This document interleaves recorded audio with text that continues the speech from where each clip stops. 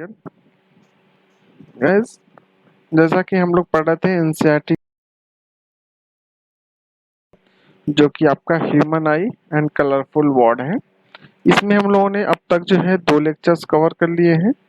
आज हम लोग जो इसका थर्ड लेक्चर कवर करने वाले हैं, जिसमें हम लोग स्पेक्ट्रम और कलर्स के बारे में, formation of rainbow, Tyndall effect, scattering of light, इस तरह के सारे लगभग टॉपिक्स को जो है हम लोग कवर अप करेंगे। ठीक है, तो आइए चलिए एक एक करके हम लोग स्टार्ट करते हैं। सबसे पहले कि स्पेक्ट्रम एंड कलर्स की, यानी कि स्पेक्ट्रम और कलर्स की अगर हम बात करें तो बेसिकली इनका क्या रोल होता है, कैसे स्पेक्ट्रम फॉर्म होता है। ठीक है, तो देखते हैं। सबसे पहले हम बात करेंगे dispersion of light through a prism. किसी भी प्रिज्म से लाइट किस तरह से डिस्पर्स होती है, जैसे कि इसको हम बेसिकली इसको डिफाइन करना चाहें, क्या जाएगा, the phenomena of splitting of white light into its constituent color is known as dispersion of light। इसी तरह से अगर हम बात करें, it is discovered by Newton। इसको किसने डिस्कवर किया था? न्यूटन ने। Dispersion takes place because light of different color have different speed in a medium। यानी कि अलग अलग कलर की लाइट जो होगी किसी मीडियम में अलग अलग स्पीड को होल्ड करती है। Therefore, the refractive index of glass is different for different colors of light। When white light is incident on the first surface of a prism and enters it, light of different color if refracted or deviated through the different angles। कहने का मतलब क्या है कि अगर white light किसी भी surface पर, प्रिज्म के किसी भी सरफेस पे अगर इंटरसेक्ट हो रही है तो ये क्या करेगा, और उसके अंदर इंटर होता है, light of different phase refracted, यानी कि अलग अलग कलर की लाइट जो है अलग अलग एंगल से डेविएट होगा, रिफ्रैक्ट होगा। ठीक है, तो इस वजह से जो स्पेक्ट्रम, यानी कि दस द डिस्पर्जन और splitting of white light into its constituent colour takes place. जैसे कि आपको ये फिगर दिख रहा है, एक व्हाइट लाइट यहाँ से ऐसे ये व्हाइट लाइट आ रही है, और व्हाइट लाइट यहाँ पड़ने के बाद ये अपने कॉन्स्टेंट कलर्स में क्या हो रही है, डिस्ट्रीब्यूट हो रही है। क्यों? क्योंकि हर एक कलर के लिए रिफ्लेक्टिव इंडेक्स अलग अलग है, जिसकी वजह से स्पीड सबकी अलग अलग होगी। ठीक है, और सबकी स्पीड अलग अलग होने का जो मेन रीजन है, तो मेन रीजन बेसिकली बेटा ये है कि स्पीड अलग होने का जो कारण ये है कि रिफ्लेक्टिव इंडेक्स अलग अलग होता है। हर एक कलर के लिए डिफरेंट डिफरेंट रिफ्लेक्टिव इंडेक्स होता है। और साथ ही में अब यहाँ पे क्या होगा, वेवलेंथ। तो यहाँ पे इससे ये चीज समझ में आ रही है कि जिसका वेवलेंथ सबसे कम होगा उसके अंदर डेविएशन ज्यादा होगा। ठीक है, तो डेविएशन ज्यादा होने का मतलब वो बहुत ज्यादा डेविएट होगी, बहुत ज्यादा डिस्पर्स होती है, जैसा कि वायलेट कलर है। इसी तरह से जो रेड कलर हमारा है उसका क्या है, वेवलेंथ ज्यादा होता है। वेवलेंथ ज्यादा होने की वजह से इसके अंदर डेविएशन कम होता है। जैसे कि ये जो है, अगर मान लीजिए प्रिज्म नहीं होता तो ये सीधे सीधे ऐसे निकल जाता, और ऐसे सीधे निकल जाता, तो इसका मतलब क्या है कि इसके अंदर कोई भी डेविएशन नहीं रह जाता। लेकिन यहाँ पे क्या है, ये डेविएट हो रहा है। डेविएशन होने का मतलब इनके बीच में कुछ एंगल ऑफ डेविएशन होगा, कुछ पॉइंट से ये जो है डेविएट हो रहा होगा। ठीक है, next, recomposition of the white light. White light का रिकम्पोज करना या रिकम्बाइन करने का क्या मीनिंग है, तो देखिए, when the white light is passed via prism, dispersion of light happens। The dispersed light that was produced will revert to white light when another prism is held inverted। It is known as the spectrum of light recombination, यानी कि recombination phenomena इसको हम लोग कहते हैं। जैसे कि आपको ये फिगर दिख रहा है, मान लीजिए हमने एक प्रिज्म रखा, फर्स्ट प्रिज्म PQR, यहाँ से व्हाइट लाइट एंटर की, और व्हाइट लाइट को इसने क्या किया, इस प्रिज्म में डिस्पर्जन हुआ। डिस्पर्जन होने के बाद से ये डिफरेंट डिफरेंट यानी कि अपने कॉन्स्टिट्यूएंट कलर्स में डिस्ट्रीब्यूट हो गया। तो यहाँ पे देखिए ये 7 कलर्स का कॉम्बिनेशन है, इसमें डिस्ट्रीब्यूट हो गया। अब अगेन हमने रिकम्बाइन करने के लिए क्या करेंगे, एक दूसरा प्रिज्म लेकर के आएंगे, और उस प्रिज्म को इसी के साथ इस तरह से रिवर्स करके रख देंगे। अब रिवर्स करके रखने के बाद क्या होगा कि जितने भी यहाँ पे रिफ्रैक्टेड रेज थी, यानी कि जितने भी रिफ्रैक्टेड रेज हैं या डेविएटेड रेज हैं, वो क्या होंगे, धीरे धीरे रिकम्बाइन, यानी कि वो सब इधर की तरफ मूव करेंगे। ये भी इधर की, ये भी इधर की तरफ। क्यों मूव कर रही है? क्योंकि इस सरफेस का नॉर्मल ये, तो यहाँ पे क्या जाएगा, टुवर्ड्स द, मतलब कि यहाँ पे देखा जाए तो ये कैसा मीडियम है आपका, रेयरर, और ये डेंसर है, तो रेयरर से डेंसर में जब जाएंगी तो टुवर्ड्स द नॉर्मल बेंड होती है। तो टुवर्ड्स द नॉर्मल बेंड होने के साथ साथ जो है ये क्या होगी, इनका जो डायरेक्शन है वो बेटा क्या हो जाएगा, चेंज होने लगेगा। तो कहने का मतलब ये सब जो है किसी एक पॉइंट पर यहाँ पर आकर के मिलेंगे और यहाँ से कंबाइन होकर के व्हाइट लाइट के फॉर्म में बाहर की तरफ आएंगे। यानी कि यहाँ पर अगर बाहर हमने एक स्क्रीन रख रखा है, ठीक है, तो उस स्क्रीन पर आकर के व्हाइट लाइट ही हमको मिलेगी।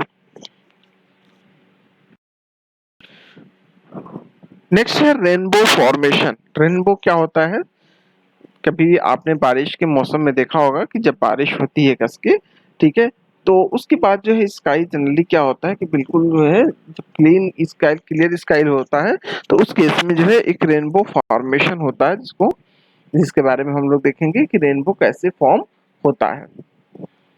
चलिए, A rainbow is a natural spectrum appearing in the sky after a rain shower, यानी कि रेन शावर के बाद जो, ठीक है, एक नेचुरल स्पेक्ट्रम जो स्काई में दिखता है, आसमान में दिखता है, ठीक है, उसको हम लोग बेसिकली बेटा बोलते हैं rainbow.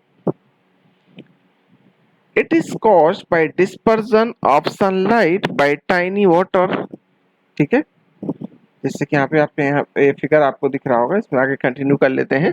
Tiny water droplets present in the atmosphere, यानी कि एटमॉस्फेयर में जो भी टाइनी वाटर पार्टिकल्स हैं, ठीक है, उनकी जो है, यानी कि टाइनी वाटर पार्टिकल्स, जितने छोटे छोटे पार्टिकल्स हैं एयर के अंदर वाटर के छोटे छोटे, ठीक है, तो उनके थ्रू जो है वो क्या होगा, रिफ्रैक्शन होता है। जैसे कि मान लीजिए यहाँ पे आपका एक एयर ड्रॉप है, यहाँ से सनलाइट है, सनलाइट से व्हाइट लाइट आई, व्हाइट लाइट अपने कॉन्स्टिट्यूएंट पार्ट्स में यहाँ पे डिवाइड हुई, और डिवाइड होने के बाद ये डिस्पर्सन आपका हो रहा है, ध्यान रखिएगा, यहाँ पे रिफ्रैक्शन हो रहा है, ठीक है, तो क्या होगा कि अगेन ये इस सरफेस से वापस निकलेगी और किस तरह से, रेड, वायलेट, ठीक है, यानी कि डिफरेंट डिफरेंट कलर्स के फॉर्म में ये निकलेगी, यानी कि एक पैटर्न फॉर्म करेगी। उस पैटर्न को हम बेटा बोलेंगे स्पेक्ट्रम, ठीक है। कहने का मतलब है total internal reflection of spectrum यहाँ पे ये दिखा रहा है, और यहाँ पे total external reflection of the spectrum दिखा रहा है, ठीक है। नेक्स्ट है, a rainbow is always formed in a direction opposite to that of the sun. Sun की अपोजिट डायरेक्शन में हमेशा रेनबो फॉर्म होता है। क्यों? क्योंकि जब यहाँ पे सन के अपोजिट डायरेक्शन में होगा, तभी तो सन से जो है वाटर ड्रॉपलेट्स जो है कहाँ फॉर्म होंगी, यानी कि वाटर ड्रॉपलेट्स में जो भी रेज होगी तभी तो उसमें आकर के एंटर होंगी। जब एंटर होगी तभी तो उसमें जो है क्या होगा कि उतने कॉन्स्टिट्यूएंट पार्ट्स में या कॉन्स्टिट्यूएंट कलर्स में डिस्ट्रीब्यूट होगा या डिस्पर्स होगा। And rainbow is always formed in a direction opposite to that of the sun, ठीक है। नेक्स्ट है, the water droplets act like small prism, यानी कि वाटर के जो ड्रॉपलेट्स हैं वो छोटे छोटे प्रिज्म की तरह से बिहेव करते हैं, ठीक है। They refract and disperse the incident sunlight, यानी कि जो भी इंसिडेंट सनलाइट है उनको वो क्या करेंगे, रिफ्रैक्ट और डिस्पर्स कराने की कोशिश करते हैं, यही प्रोसेस वो फॉलो अप करते हैं। Sunlight, they reflect it internally and finally refract it again when it comes out of the raindrop. Raindrop के बाहर जैसे ही आता है।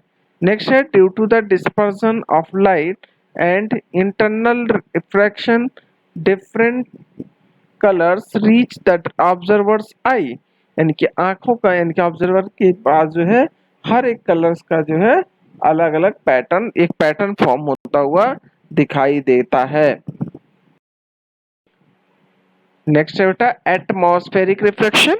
एटमॉस्फेरिक रिफ्रैक्शन में बेसिकली होता क्या चीज है कि एटमॉस्फेयर में जो भी रिफ्रैक्शन हो रहा है, यानी कि एटमॉस्फेयर में बहुत सारे डस्ट पार्टिकल्स हैं, बहुत सारे पार्टिकल्स हैं, तो उनकी वजह से क्या हो रहा है कि कुछ रिफ्रैक्शन जो भी लाइट का होता है, तो उसकी वजह से अलग अलग कंडीशंस अराइज होती हैं। सबसे पहले हम बात करेंगे ट्विंकलिंग ऑफ स्टार। स्टार कैसे ट्विंकल करता है, ये क्वेश्चन कई बार आपके एग्जाम में आ भी चुका है, इसलिए इसको ध्यान रखिएगा। The twinkling of a star is due to the atmospheric refraction of starlight. The starlight on the entering the Earth's atmosphere undergoes after refraction continuously before it reaches the Earth, यानी कि अर्थ से पहुंचने से पहले, ठीक है, ऑक्सीजन जो है यानी कि जैसे कि स्टार लाइट पे ऑक्सीजन जब लोग पहुंचे, ठीक है, यानी कि कहने का मतलब है कि बेसिकली हम यहाँ पे बात करेंगे कि the twinkling of star, star क्यों ट्विंकल कर रहा है, तो ट्विंकलिंग की हम बात कर रहे हैं। तो जनरली हमें पता है कि स्टार्स के पास क्या होता है, अपना खुद का एक लाइट है, ठीक है। तो द स्टार लाइट यानी कि जो स्टार की लाइट है on entering the earth atmosphere, earth के एटमॉस्फेयर में जैसे ही एंटर करेगा तो वो अंडरगोज जो है रिफ्रैक्शन, यानी कि कंटिन्यूअसली रिफ्रैक्शन होना शुरू हो जाता है उसकी वजह से, ठीक है। Before it reaches the earth, यानी कि अर्थ पे पहुंचने से पहले कई जो है उसके एटमॉस्फेरिक रिफ्रैक्शंस होता है। जैसे कि यहाँ पे आप देखिए स्टार है, ये आपका रिफ्रैक्टिव इंडेक्स है इंक्रीज, जैसे जैसे हम अर्थ के सरफेस की तरफ बढ़ेंगे रिफ्रैक्टिव इंडेक्स बढ़ता चला जाएगा, ठीक है। तो अब जनरली क्या है, स्टार्स जो भी हैं उनका पाथ क्या है, यहाँ पे आता हुआ दिख रहा है, ठीक है। बट यहाँ पे जो पर्सन है वो देखेंगे कि उस पर्सन को क्या होगा, ये थोड़ा सा ये स्टार जो अपनी एक्चुअल पोजीशन से थोड़ा सा अवे दिखाई देता है, ठीक है, जिसकी वजह से वो ट्विंकल करता हुआ दिखाई देगा, ठीक है, जिसको हम बोलते हैं twinkling of star. The atmospheric refraction occurs in a medium of gradually changing refractive index. Since the atmosphere bends starlight towards the normal, the apparent position of the starlight is slightly different from its actual position. ठीक है, तो अपने actual position से जो star lights की position है वो थोड़ी सी डिफरेंट होती है, तो जिसकी वजह से जो है वो ट्विंकल होते हुए दिखाई देते हैं। The star appears slightly higher above than its actual position when viewed near the horizon. Further, this apparent position of the star is not stationary, यानी कि stationary नहीं होता है, but keeps on changing slightly since the physical condition of the Earth's atmosphere are not stationary, यानी कि अर्थ के atmosphere का physical condition है वो स्टेशनरी नहीं होता है, वो चेंज होता रहता है। Since the stars are very distant they approximate point sized sources of the light, यानी कि जो भी है स्टार्स हैं वो क्या होते हैं, बहुत दूर होते हैं, इसलिए वो अप्रोक्सीमेट पॉइंट साइज सोर्स को जो है वो क्या करते हैं, अपॉइंट करते हैं कह सकते हैं, ठीक है। Next, as the path of the rays of the light coming from the star goes on varying slightly, यानी कि स्टार से जो भी लाइट आती है उसका पाथ जो भी है वो थोड़ा सा वेरी करने लगता है, स्लाइटली चेंज हो जाता है, ठीक है। जैसे ये रे का एक्चुअल पाथ है और ये स्टार अपैरेंट पाथ यहाँ पे इसको दिखता है। Slightly the apparent parts of the star fluctuates and the amount of sunlight starlight enters the eye flicker, the star sometime appears brighter and at some, यानी कि sometime जो है brighter appear होता है and some other time fainter which is the twinkling of the star, यानी कि कभी कभी जो है आपको brighter दिखेगा, कभी कभी क्या है fainter यानी कि faded दिखेगा, ठीक है, इसी को तो हम बोलते हैं twinkling of star, यानी कि स्टार हमको ट्विंकल करता हुआ दिखाई देगा, टिमटिमाते हुए तारे दिखाई देते हैं।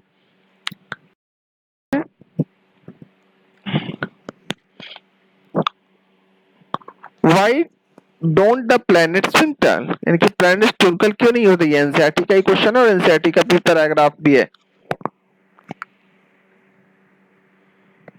ठीक है। स्टार्स की ट्विंकल क्यों नहीं करते हैं, तो चलिए इसका आंसर देखते हैं। The planets are the much closer to the Earth and are the seen as extended sources, यानी कि जो planets जो हैं वो अर्थ के बहुत ज़्यादा close होते हैं, ठीक है, और extended sources से उनको देखा जा सकता है। If we consider a planet as a collection of a large number of point-sized sources of the light, the total variation in the amount of the light entering our eyes from all the individual point size sources will average out the zero therefore by nullifying the twinkling effect। इस वजह से जो है twinkling effect nullify हो जाता है। Advance sunrise and delayed sunset, यानी कि सनराइज जो है जल्दी क्यों हो जाता है और सनसेट में डिले क्यों होता है। चलिए देखते हैं। The sun is visible to us about 2 minutes before the actual sunrise and about 2 minutes after the actual sunset because of the atmospheric refraction। इसका आंसर आपका हो जाएगा because of the atmospheric refraction। Next है by actual sunrise we mean that actual crossing of the horizon by the sun, यानी कि सन जो है से जो भी रेज आ रही हैं तो होराइजन को पास करने में, ठीक है, या क्रॉस करने में कितना टाइम ले रही हैं। जैसे कि आपको ये फिगर दिख रहा है, ये एटमॉस्फेयर है कि ये होराइजन है, ठीक है, ऑब्जर्वर है, यानी कि यहाँ पे जो भी आपको स्टार या जो भी डिस्टेंस ऑब्जेक्ट है या प्लैनेट्स हैं, ठीक है, तो वो क्या होगा, वो यहाँ से यहाँ की तरफ मूव करते हुए दिखेंगी, जिसकी वजह से जो है उनको लार्ज डिस्टेंस कवर करना पड़ेगा, जिसकी वजह से उनका जो डिस्टेंस है वो क्या हो जाता है, कम हो जाता है। इस वजह से 2 मिनट पहले सनराइज होता है। The time difference between actual sunset and apparent sunset is about 2 minute, यानी कि एक्चुअल और apparent sunset के बीच में 2 मिनट का गैप रहता है। The apparent flattening of the sun's disk at sunrise and sunset is also due to the same phenomena, यानी कि apparent flattening sun's disk का sunrise और सनसेट के साथ भी जो है सेम फिनोमिना पे बेस्ड होता है, यानी कि यही फिनोमिना, यही कॉन्सेप्ट वहां भी यूज होता है। ठीक है, नेक्स्ट है टॉपिक आपका scattering of light. Scattering of light में ये देखते हैं क्या होता है। स्कैटरिंग का मतलब क्या होता है, when the light falls on tiny particles then diffused reflection takes place and the light spreads in all possible directions. This phenomena is known as scattering of light. Small particles scatter mainly blue light. When size of the particle increases, then the light of the longer wavelength also scatter। यानी कि longer wavelength की भी light जो है, यानी कि particle से light जो है स्कैटर होने लगती है। The path of a beam of light passing through a true solution is not visible. However, its path becomes visible through a colloidal solution over it. Its size of the particle is relatively larger, यानी कि जिसका size है वो relatively larger होता है।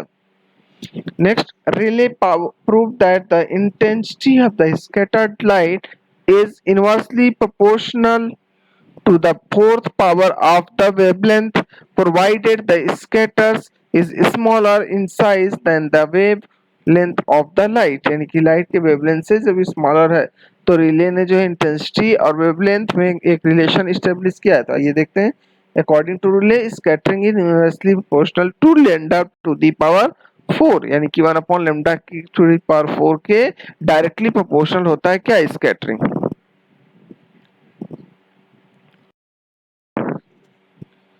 Next है Tyndall effect. Tyndall effect क्या होता है, the earth's atmosphere is a heterogeneous mixture of minute particles. These particles include smoke, tiny water droplets, suspended particles of the dust and the molecules of the air etc। कहने का मतलब है कि जो heterogeneous mixture की हम बात करेंगे तो हेट्रोजेनस मिक्सचर बेसिकली क्या होता है कि अर्थ के एटमॉस्फेयर में is a heterogeneous mixture of minute particles है, और ये जो पार्टिकल्स हैं वो स्मोक और टाइनी वाटर ड्रॉप सस्पेंडेड करते हैं, डस्ट के क्रिएशन करते हैं, जिसकी वजह से एटमॉस्फेयर पर ज्यादा बुरा वॉश इफेक्ट पड़ता है। When a beam of light strikes such fine particles, the path of the beam becomes visible. The light reaches to us after being reflected, diffused by the particle. The phenomena of scattering of light by the colloidal particle gives rise to Tyndall effect. This phenomena is seen when the fine beam of the sunlight enters a smoke-filled room through a small hole. Next है, thus scattering or light makes scattering of light makes the particle visible. Tyndall effect can also be observed when the sunlight passes through a canopy of a dense forest. However, tiny water droplets in the mist scatter light.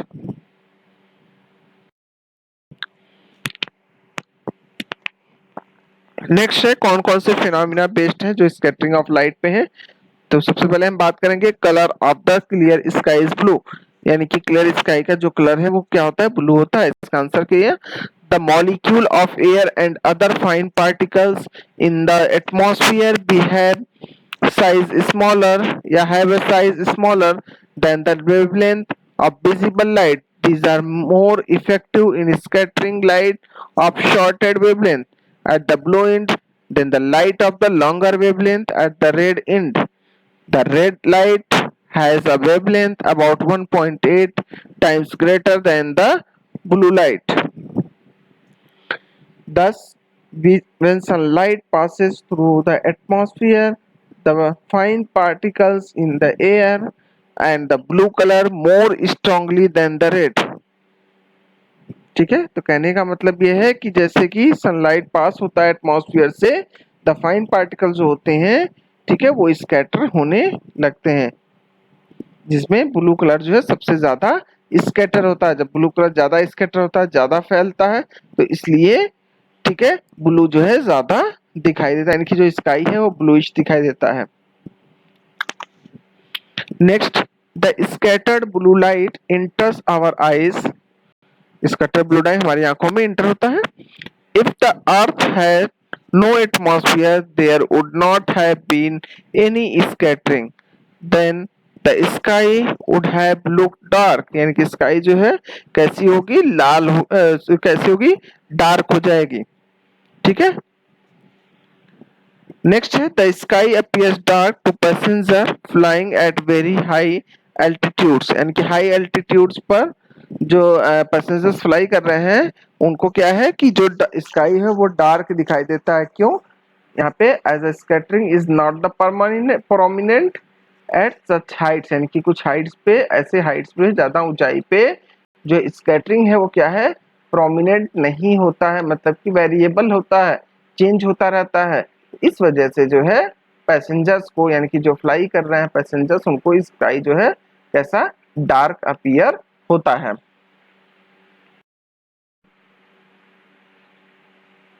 Next है colour of the sun at sunrise and sunset. Sunrise और sunset के time पे जो सन का जो colour है वो red होता है। क्यों, तो light from the near the origin passes through the thicker layer of the air and larger distance in the earth's atmosphere before reaching our eyes, यानी कि कहने का मतलब है कि जो लाइट है वो सन से जो भी आ रही है ओरिजिन से पास हो रही है, थिकर लेयर से पास हो रही है, ठीक है, और लार्जर डिस्टेंस कवर कर रही है।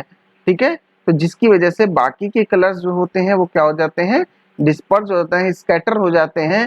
ठीक है, और रेड कलर चूंकि कम स्कैटर होता है इसलिए रेड कलर जो है हमको दिखाई देता है सनराइज या सनसेट के टाइम पे। Next, however light from the sun overhead would travel relatively shorter distance at noon. The sun appears white as only a little of the blue and violet colors are scattered, यानी कि violet colours के और blue colour के बहुत थोड़ा सा amount में जो है स्कैटरिंग होती है। तो इसलिए साटर्न यानी कि मून के केस में कहता है कि light from the sun overhead would travel relatively shorter distance, इनको कम डिस्टेंस कवर करना पड़ता है। At noon the sun appears white, noon पे जब देखेंगे तो सन को अपीयर जो व्हाइट आपको दिखाई देगा, क्योंकि वहां पे क्या है, ब्लू एंड वायलेट कलर जो है बहुत कम स्कैटर होते हैं। Near the horizon most of the blue light and the shorter wavelengths are scattered away by the particle. Next, therefore, the light that reaches our eyes is of longer wavelength. This gives rise to the reddish appearance of the sun. यानी इसकी वजह से जो है सन reddish appear होता है। देखिए ये आपका एक फिगर जो दिख रहा है, ठीक है, यहाँ पे क्या है, ब्लू स्कैटर्स अवे सन अपीयर्स रेडिश, ठीक है। और उसी तरह से यहाँ पे सन ओवरहेड पे जब होता है तो उस केस में ब्लू कलर जो है कम स्कैटर होता है, क्योंकि डिस्टेंस क्या होती है, कम हो जाती है, ठीक है, तो जिसकी वजह से कलर पे कोई इफेक्ट नहीं पड़ता है। तो आज के लिए फिलहाल इतना ही, और इसी के साथ जो है आपका चैप्टर भी फिनिश हो गया, चैप्टर कंप्लीट हो गया है, ठीक है। तो आप लोग इसके नोट्स प्रॉपरली कवर अप कर लीजिएगा, ठीक है। और बाकी की चीजें, जो भी चीजें रह गई हैं, ठीक है, जो क्वेश्चंस हैं उनको आप लोग ट्राई करते रहिएगा। और बाकी अगर और भी कोई दिक्कत आ रही है, कहीं पे किसी क्वेश्चन में प्रॉब्लम आ रही है, तो आप बेहिचक जो है उसको डिस्कस कर सकते हैं, ठीक है। तो फिलहाल इसी के साथ जो है ये चैप्टर भी आपका फिनिश हो गया, और ये दो चैप्टर जो है आपके लाइट और human I and colourful word, ये दो चैप्टर हैं। इन दो चैप्टर जो है आपके में एग्जामिनेशन के लिए भी इम्पोर्टेंट है, तो इसलिए इनको बहुत ही ध्यान से करने की जरूरत है। फिलहाल आज के लिए इतना ही। Thank you, have a nice day.